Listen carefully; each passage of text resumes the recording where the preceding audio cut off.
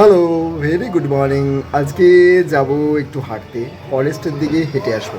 আজকে জিমটা যেহেতু অফ আছে, তো ফরেস্টের দিকে একটু হেঁটে আসবো। চলুন, আজকে আমার বাড়ির সামনে একটা ফরেস্ট আছে, সেই ফরেস্ট থেকে হেঁটে আসবো। চলুন। এই ফরেস্টেই আমি ছোটোবেলা থেকে প্রচুর পরিমাণে দৌড়তে আসতাম, খেলতে আসতাম, আবার পিকনিকও করতে আসতাম।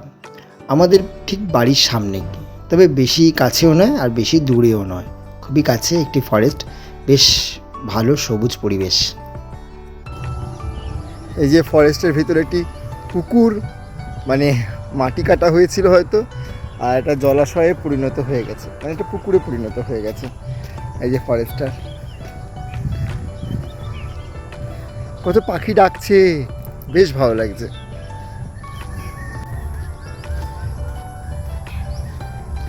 খুব সুন্দর লাগছে না? পাখির শব্দ শুনতে পাচ্ছেন?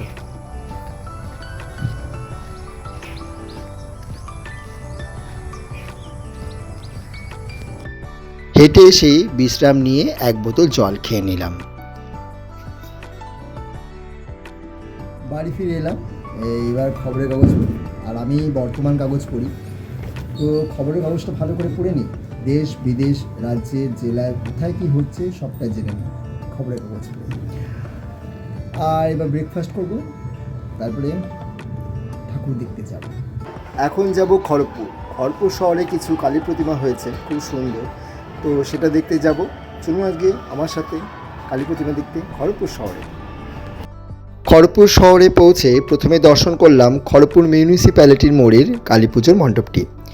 এরা প্রত্যেক বছর খুবই সুন্দর একটি মণ্ডপ উপস্থাপন করে থাকে। যথারীতি এই বছরও খুবই সুন্দর একটি মণ্ডপ করেছে। আপনাদের কেমন লাগছে মণ্ডপটি অবশ্যই কমেন্টস করে জানাবেন। চারিপাশের কারুকাজ দেখে আমি সত্যি অবাক, খুবই সুন্দর হয়েছে একটি মণ্ডপ। চলুন ভেতরে যাওয়া যাক, কারুকার্য দেখতে দেখতে ভেতরে যাই, মাকে দর্শন করি। চলুন ভেতরে যাই আর মাকে গিয়ে বলি, মা তুমি ভালো থেকো আর সকলকে ভালো রেখো, জয় মা। মণ্ডপটি দর্শন করার পর আমি বেরিয়ে খিচুড়ি খেলাম। প্রত্যেক বছর এখানে দাঁড়িয়ে আমি খিচুড়ি খাই।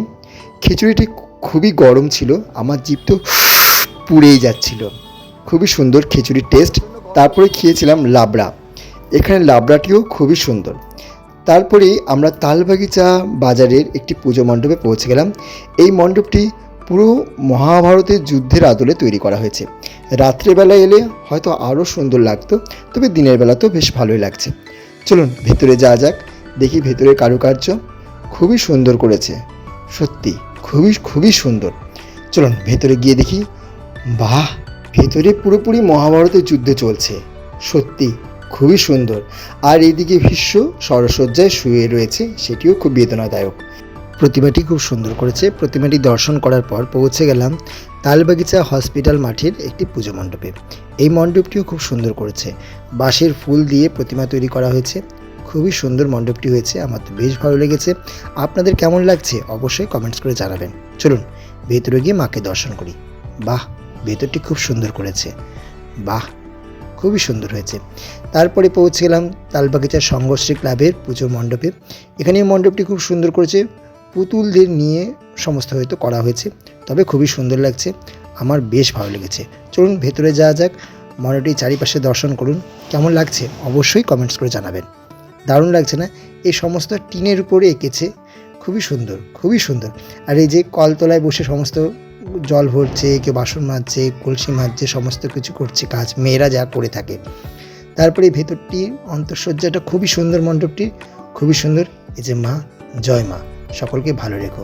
তারপরে বাড়ি ফেরার সময় আমি আখের রস খেয়েছিলাম। আর ব্লগটা কেমন লাগলো অবশ্যই আমাকে জানাবেন। টাটা, আবারও দেখাবে অন্য একটি ব্লগে।